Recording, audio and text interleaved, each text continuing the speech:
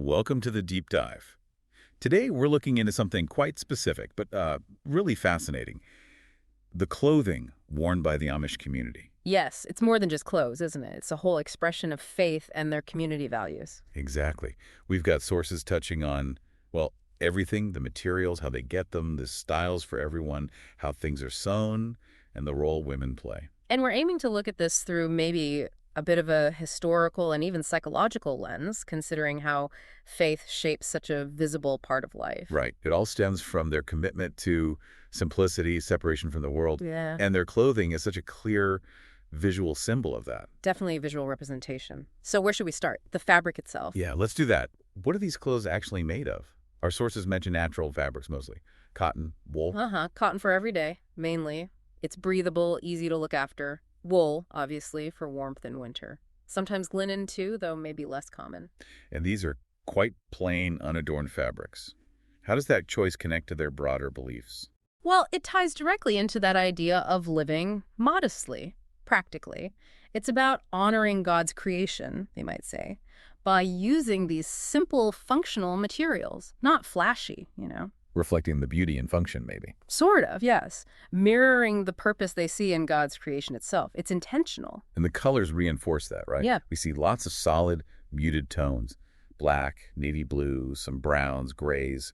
Very different from mainstream fashion. Oh, completely. Those colors are all about humility, avoiding self-attention. It's a very conscious choice to focus inward on character and spiritual life rather than outward appearance. Is there a scriptural basis they might point to for that? You could connect it to passages like 1 Timothy 2, verses 9 and 10, which talk about dressing modestly with decency and propriety, Yeah. focusing on godliness and good deeds rather than external adornment. So the clothing itself becomes a constant reminder almost. Exactly. And psychologically, it reinforces that group identity, that sense of shared values. Everyone visually aligns. That's interesting. And there's a sustainability angle too, isn't there? Using natural fibers. Right. That's a good point. It fits with being good stewards of creation. Less reliance on synthetics, a closer connection to the natural world. It's practical and principled. Okay, so they choose these specific natural materials. How do they actually get them? I imagine it's not a quick online order. No, definitely not. It's very community focused.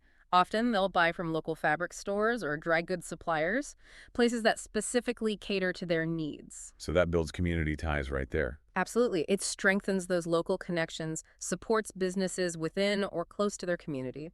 What about saving money? These fabrics, while plain, aren't always cheap. True. So you see things like bulk ordering, cooperative buying. Families might pool resources to get better prices. It's economical, sure, but it also fosters unity. Like that idea in Galatians, Oh, about bearing one another's burdens. Precisely. It's a very practical application of that mutual support principle. And I read that some communities even produce their own materials, like growing flax or raising sheep. Yes, in some areas they do.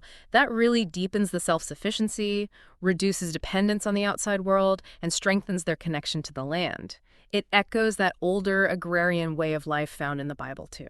Fascinating. Any other ways they get fabric? Well, there's bartering, too. Treating handmade items, maybe farm produce, or even labor in exchange for fabrics or supplies. Again, reinforcing community and self-reliance over just cash transactions. Exactly. And think about the psychological side. Actively participating in sourcing your materials, whether growing, bartering, or buying locally, it fosters a sense of competence, control, purpose. That's good for well-being. Okay, so that's the materials covered. Let's shift to the actual clothing styles. What are the defining looks for, say, Amish men? Simplicity and function are key. You'll see solid dark suits, black, navy, gray usually. The coats are plain, often collarless. Trousers, a vest, usually solid white or maybe a light color. Simple button shirts, but no ties. And the hat, the broad-brimmed black felt hat, is very important symbolically. A symbol of faith and community. Yes, and for married men, the beard is significant. But no mustaches that has historical links to military fashion they avoid. It's all very plain, very functional. And for women, the sources emphasize modesty quite strongly. Very much so.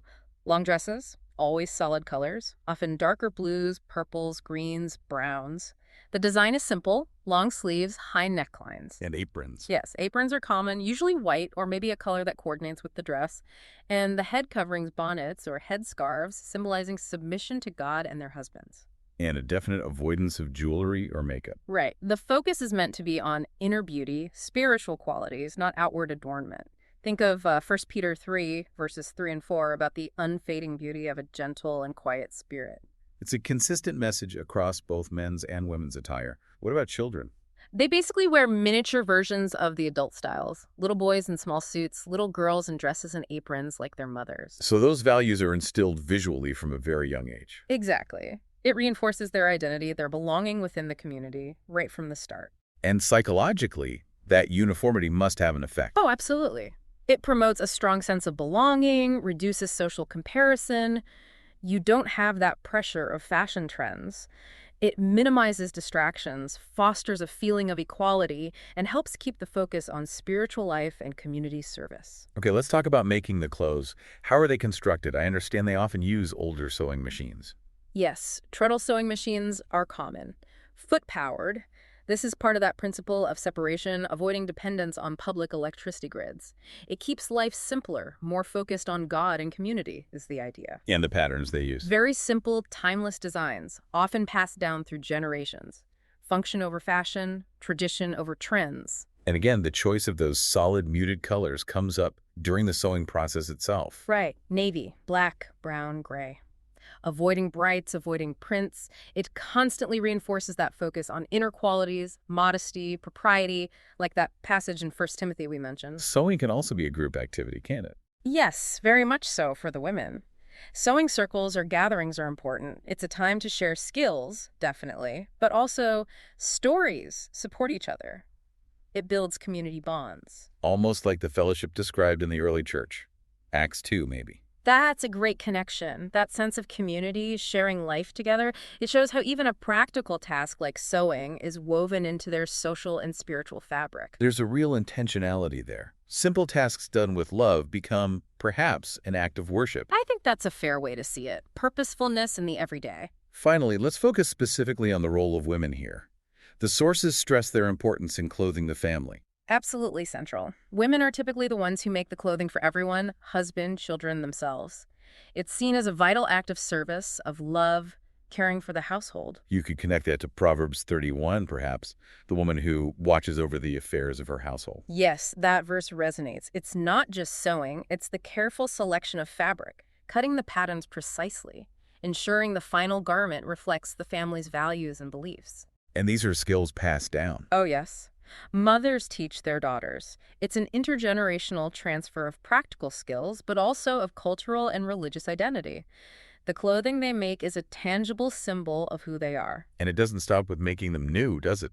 Mending is crucial, too. Extremely important. Patching clothes, replacing buttons, altering things as children grow. It's about resourcefulness, good stewardship, making things last. Like that teaching of Jesus in John 6, gather the pieces, let nothing be wasted. Exactly. That principle of stewardship applies directly. It really highlights the essential role women play, not just in the home, but in upholding the community's values through this very practical work. So pulling it all together, it's clear that Amish clothing is so much more than just, well, clothes. So much more. It's a deeply woven expression of their Christian faith, their commitment to their community, and those core values of simplicity, modesty, separation, and self-sufficiency. Every choice, the natural materials, the local sourcing, the specific styles, the way they're made and maintained, it all points back to those fundamental beliefs. It really is a remarkable example of living out one's faith in a very tangible, everyday way. You see the theology embodied in the textiles. It certainly makes you think, doesn't it? This deep dive kind of prompts you to consider how the choices we make, maybe even unconsciously, about things like our clothes. How do they reflect our own values? That's the takeaway, really. What does it mean for any of us to live intentionally, to make sure our outward lives, even in small ways, align with what we hold inwardly? A question worth reflecting on.